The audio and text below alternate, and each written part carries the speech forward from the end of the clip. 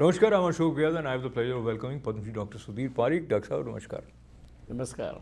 So, every year, the month of June has its special significance owing to 21st June being International Day of Yoga. And you are a yoga practitioner yourself. So, talk to me about, has it helped in past few years in increasing awareness about yoga by observing? I think yoga is our ancient practice for the good health, and it's known to us, at least us means we Asian people, particularly Japanese, Indians. Yoga is very well known to us. And now, thanks to Prime Minister Narendra Bhai Modi, that he made yoga international. And now, as you know, that 21st of June is always celebrated as a yoga day, International Yoga Day. And I think it's a great thing, because yoga, it's a very light exercise anyone can do at home. You don't need any special equipment, and still it gives the same benefit what you do with the very expensive equipment. And not only that, it gives you a good physique, as well as it gives you very peace of mind. It reduces the stress, and definitely it helps. Talking about help and talking about different ways of medicine which are prevalent, and with the growing awareness about yoga, and as we give credit to Swami Ramdev also for making everybody do pranayam, etc. So now in the medical tourism, a lot of people are going to India for 7 days of some naturopathy and they have oil and couple of things. So being a doctor yourself, how do you see these alternative medicine, prakritik, chikitsa, etc.? Are they helpful, or you are skeptical about their Well, I'm a medical doctor, so I'm always skeptical about anything which has no scientific base or no scientific study done. And when we say scientific study, it means not only testimonial thing, but it has to be double-blind study. Then that medicine, whether it's useful or not useful, or what has a side effect or not side effect, and so forth. But overall, yoga,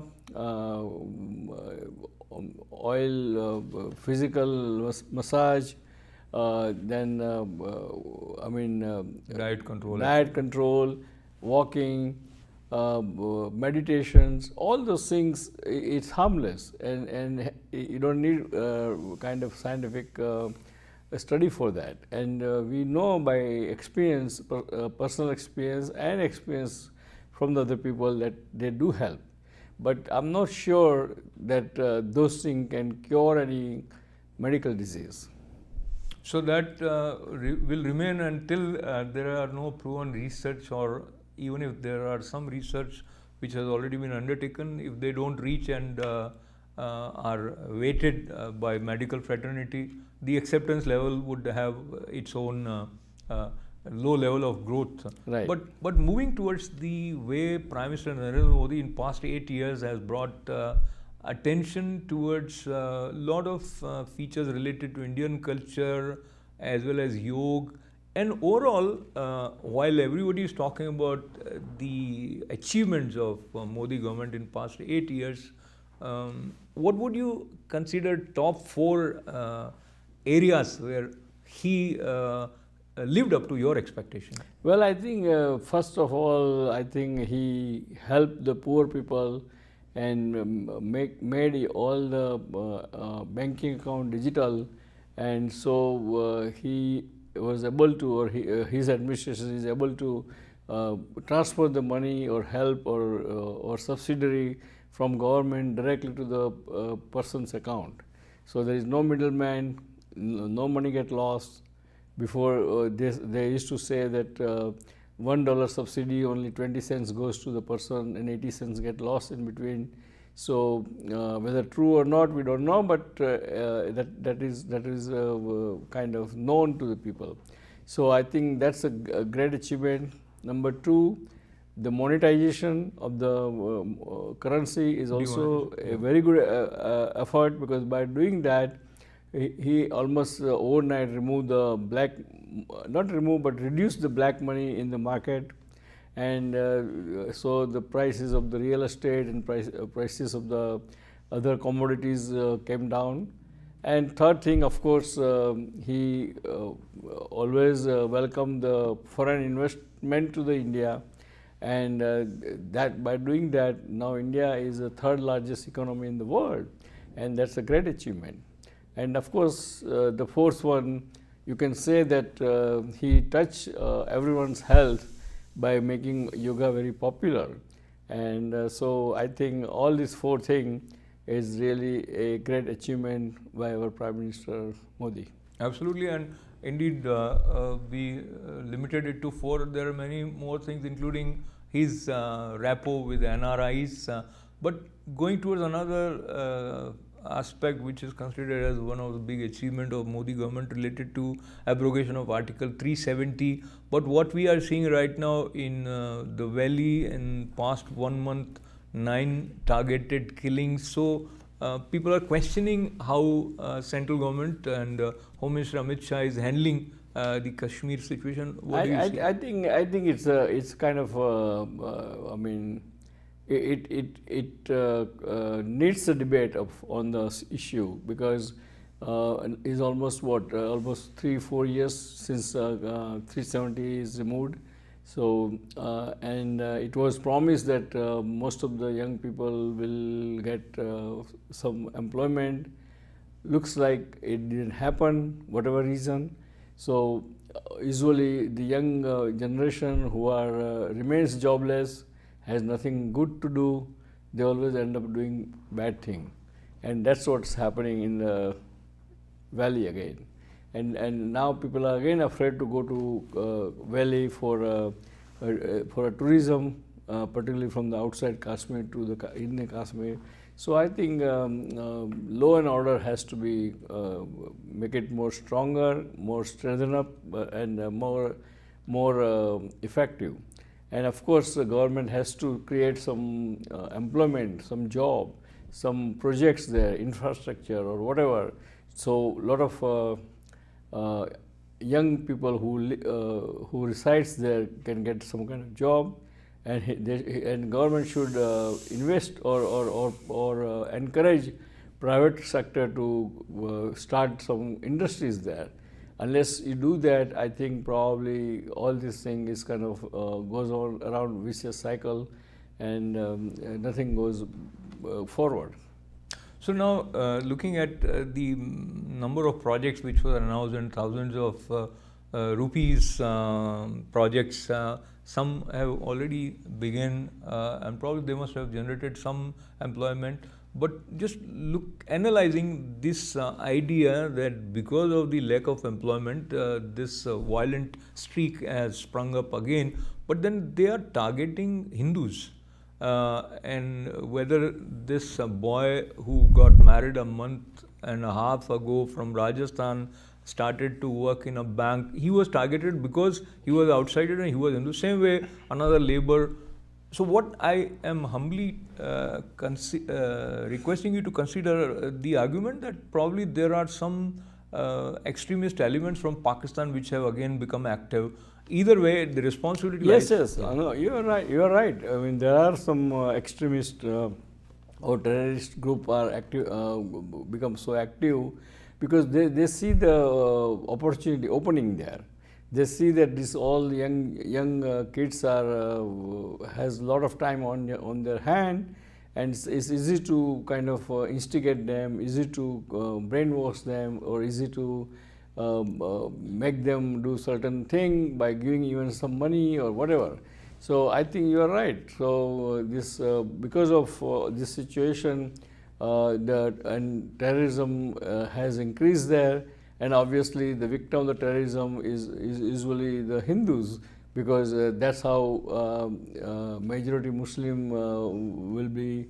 I mean, that is their goal right now. So I agree with you that that's what's happening. So again,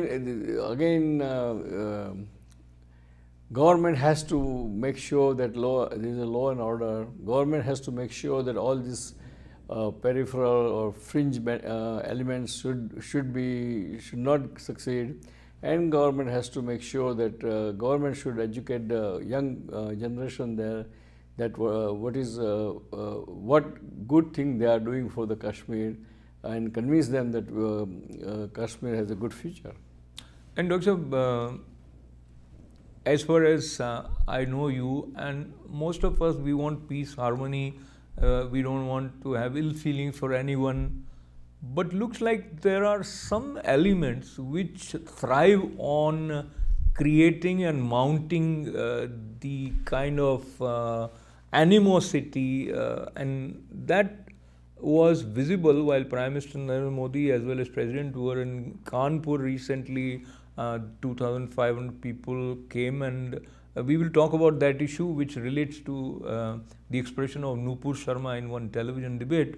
But how do you see the way Yogi government is working on maintaining law and order in the face of these violent protests? Well, I mean, Yogi government has great reputation that it's a government of law and order, right? And still this happened in Kanpur. That shows that there is a breakdown in intelligence somewhere. I mean, our RAW, means intelligence officers or CBI should know what's happening on the ground, because something happened politically. So they should expect that some counter reaction might happen, and they could have prevented that. And they did not. So it means, in spite of good law and order in Uttar Pradesh, somehow somebody missed it. Right, right. And there is a kind of lack of course, the people who wants to do the bad thing, they are going to do bad thing against all the odds, right? But the person, I mean, government of the day should make sure that the intelligence should be a perfect or close to perfect, so they should know that what's going to happen next, and they should prevent that. Absolutely. So while we fix the responsibility, we probably need to look at both sides. When I say both sides, one, externally making sure that these kind of disruptions don't happen. But when I say internally, regarding the thought process, having the kind of dialogue which would make people see differently. But moving towards Punjab, and Dr. Saab, recently there was a procession pro-Khalistani, and a lot of people were openly shouting slogans which are anti-India.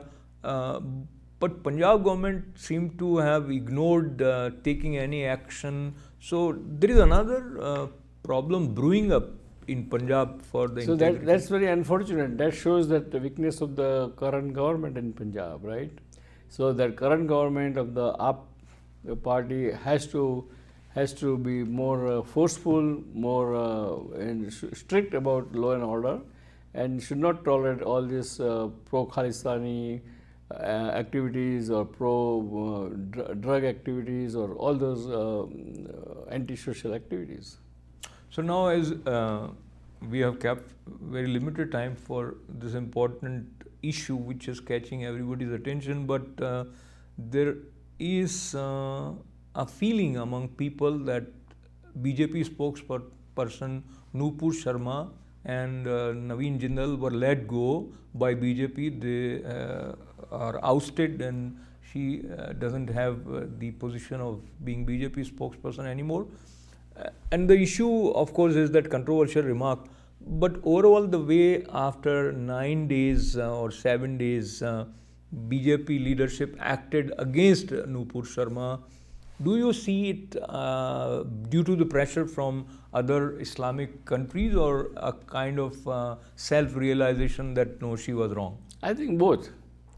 Because you know that before BJP party suspended Nupur Sharma, I think day before or a couple of days before, Mohan Bhagwat says that we all have a different religion, we believe in different God, but everyone should respect each other's God.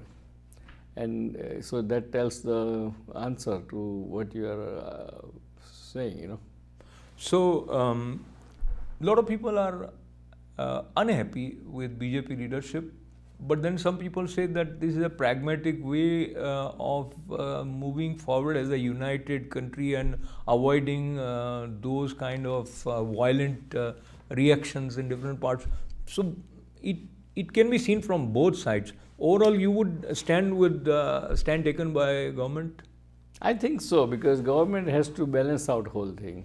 Because when the international community is opposing us about this whole event, if even the minority, it doesn't mean only Muslim, but any other minorities, even including some Hindu, liberal Hindus are opposing it, and plus in long run, it could be a counterproductive for government of the day if international opposition grows very kind of Right. goes out of hand. Yeah. So I think being a pragmatic government, I think they have to balance it out, and I think this. So if I say that it is not a matter of being strong or weak, it is a matter of being practical. Practical, because they stood against America while supporting or sort of continuing to work with Russia in the face of what is happening there. So I think it is overall a pragmatic approach. It's a pragmatic approach, yeah. So on that note, the concluding remarks from today's show. Well, dear friends, a lot of things are happening both in the world as well as in India, and only thing I would personally say that we all should keep calm. We should think with the balanced head. We should maintain the peace. Of course, we do not tolerate injustice, but we should maintain the peace if possible, and harmony, and work together, and that's the best thing to do in long run, and is a pragmatic to do in the long run. So God bless America, God bless India, God bless Indian American, and we'll see you next week. Till then, goodbye.